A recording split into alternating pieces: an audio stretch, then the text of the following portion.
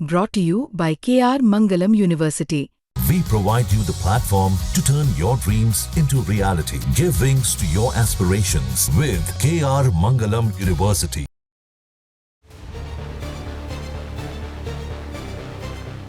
तेरह जून की सुबह इजराइल ने ईरान के खिलाफ बड़ा हवाई हमला किया।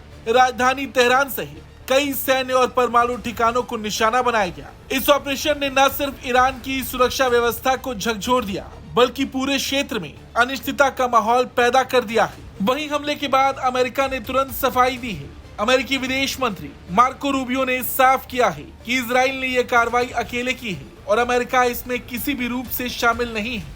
उन्होंने कहा, हमारी सबसे बड़ी प्राथमिकता क्षेत्र में तैनात अपने सैनिकों की सुरक्षा है। ईरान को अमेरिकी नागरिकों या हितों पर हमला नहीं करना चाहिए। इस हमले को लेकर ईरान की प्रतिक्रिया बेहद तीखी रही। सर्वोच्च नेता आयतुल्लाह अली खामेनेई ने इजराइल को शैतानी और खूनी हाथों वाला करार देते हुए कहा कि इस अपराध की कड़ी सजा दी जाएगी। उन्होंने कहा कि इजराइल ने रिहायशी इलाकों को भी निशाना बनाकर अपनी बर्बरता साबित कर दी है। ईरानी सरकारी मीडिया ने पुष्टि की कि हमले में कई टॉप सैन्य अधिकारी और वैज्ञानिक मारे गए हैं। वहीं इस पूरे घटनाक्रम पर ओमान ने भी चिंता जताई है। अमेरिका और ईरान के बीच परमाणु वार्ता में मध्यस्थता करने वाले इस देश ने इजरायली हमलों को गंभीर और गैर जिम्मेदाराना बताया है। ओमान का मानना है कि इस कदम से कूटनीतिक समाधान की सारी कोशिशें खतरे में पड़ सकती हैं। और देखा जाए तो इजराइल का यह हमला सिर्फ एक सैन्य ऑपरेशन नहीं, बल्कि पूरे क्षेत्र की स्थिरता के लिए एक बड़ा खतरा बन गया है, क्योंकि ईरान ने भी इजराइल को खुली धमकी दी है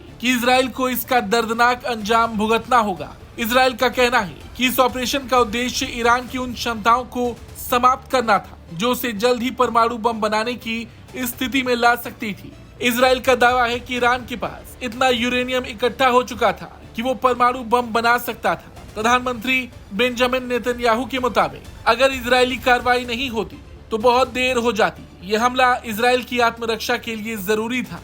वहीं इजरायली सेना ने इस हमले को ऑपरेशन राइजिंग लायन नाम दिया है और कहा है कि दर्जनों जेट विमानों से ईरान के परमाणु ठिकानों, मिसाइल फैक्ट्री और सैन्य अड्डों पर सटीक हमला किया गया। हालांकि देखना ये होगा कि ईरान किस तरह से इजराइल का जवाब देता है। कुछ रिपोर्ट्स हैं कि ईरान ने इजराइल पर हमला शुरू भी कर दिया है। हालांकि अब देखना ये होगा कि इजराइल और ईरान के बीच की लड़ाई कहाँ तक जाती है। आपको क्या कुछ लगता है, कमेंट करके जरूर बताएं। ब्यूरो रिपोर्ट, भारत तक।